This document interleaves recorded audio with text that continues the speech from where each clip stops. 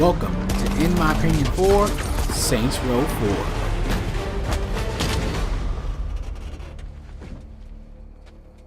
The story picks up with you and your crew taking down an old enemy from blowing up Washington, D.C. After awesomely taking out a missile, a few years pass and you are now the President of the United States, with your fellow Saints having their own position in office. Next thing you know it, aliens attack, led by the big bad alien Zodiac, who starts abducting everyone. After escaping from a simulation of the city, you wake up in an alien spaceship, fighting your way out, butt naked, and uniting with your fellow Saint, Kenzie. Now it's up to you to save your Saints from the simulation and take down Zodiac, while gaining new powers and becoming one badass super president. Be careful. Yeah, as you can see, the story is over the top and goofy, but that's what makes it so fun to play through. It's not meant to be taken super serious, it's just one fun journey filled with cool and funny moments. The characters themselves don't come off as annoying or whiny, and it actually feels like they're one big, happy, dysfunctional family. You guys are listening in on us? All of us? Let's not fight in front of the kids. Saints Row 4, like its predecessor, is an open world game. Now before you start roaming around this world, you must create your character. As usual in Saints Row, the character creation is great. You can really touch up your character how you want to, mess around with pretty much everything, even your junk. You have your choice between male or female and 3 different voices for both genders, which all sound great. You can mess around with the tone of the voice, or even put a female voice in a male body. It really gives you a lot of legs. My fellow Americans, we've become a culturally bankrupt country. Saving each of your Saints will take you into their own personal hell. While that sounds serious, it doesn't take itself too serious. It still sticks to the humor, with nods to old school text adventures, pokes fun at certain gameplay aspects from other games, and even has you shooting down evil advertising mascots. The more you go along saving your crew and playing through the campaign, the more superpowers you gain, which later can be upgraded to become even more super powerful. The game's goal is to make you feel more badass the more you climb up that upgrade ladder, and boy does it hit that mark.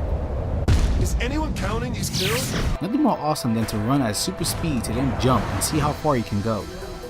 To take down a spaceship with your freezing power and watch it explode. Or doing a power stomp and watch your enemies fly. Or just doing a simple grab makes you feel awesome. All the powers are easy to use on the fly, making it simple and fun. The way you go about upgrading is collecting clusters, which are blue orbs spread throughout the map. Then it's up to you to spend as you please. There are some extensions of certain powers that are unlocked until you complete certain side quests or challenges. When you free some of your Saints, side quests will pop up, such as hacking, insurance fraud, which is just running into traffic, causing mayhem in various ways like a robot suit, taking out a big hotspot full of Zen, and some others. I found most of the side activities fun, but some were kinda like the hacking and insurance fraud. If you can't reach the gold rank score for certain activities, you can easily go back and retry them. As mentioned before, these side quests can unlock more abilities for your superpowers you have, and some other goodies as well. There are also loyalty side quests for each of your Saints. This could be things like helping them fulfill their fanfiction dreams, or just straight up revenge. The back and forth between the president and whoever you're with is funny, entertaining, and worth doing. Pew pew pew. What are you doing?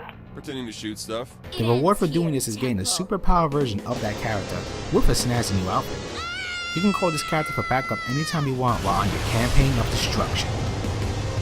The challenges are little goals the game sets for you, such as getting a certain medal in activities, killing enemies in a certain way, and so forth. You also get some XP and money for each challenge completed. The other rewards can be upgrades for your superpowers, weapons, vehicles, and more. The game also has multiple clothing stores which you can buy new clothes to customize your look. Any outfit you pick will appear during gameplay and cutscenes, so you can make your character look as badass or ridiculous as you want. Then there's your weapon store in which you can buy new weapons but also upgrade them, not only in power but in looks. Each gun also has a little power up you can buy, such as acid bullets. There's an auto shop allowing you to upgrade your vehicles and customize their looks. Though to be honest, I found little use for vehicles, with stupid speed and all. You can also get plastic surgery if you didn't like how your character turned out, and there's a tattoo parlor if you want to add some ink to your character. As you can see, there's a good amount of customization in this game.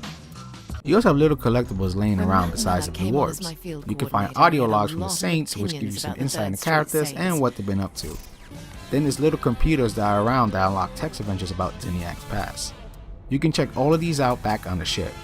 These are pretty entertaining and add to replayability. Speaking of the ship, you can chat with your crew on it and romance them.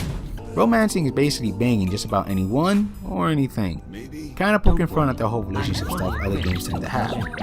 It's pretty funny. Going from Saints Row 3 to 4, the game looks pretty much identical. It's not that the game is ugly or anything. In fact, it still looks pretty good. It's just I would expect a little more boost in visuals going from one game to another. The game runs fine as well, though it can get framey when you start the game more super speed and when the action gets more hectic. Also, there are moments when the sound effects should play, but instead you get silence. I said before, the voice options for your president sounds great, and that includes the rest of the cast. Hey, you got it. Just saying it was a cute poodle skirt. Saints Row 4 is one hell of a fun game. With its fun cast and crazy story, I was never really bored throughout the whole thing, and the dialogue kept me laughing. Though I do wish the main campaign was a bit longer, as it did feel kinda fast.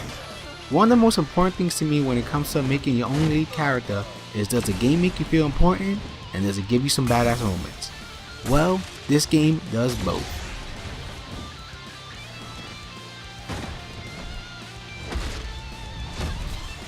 The addition of superpowers made the game feel fresh instead of an exact copy from its predecessor.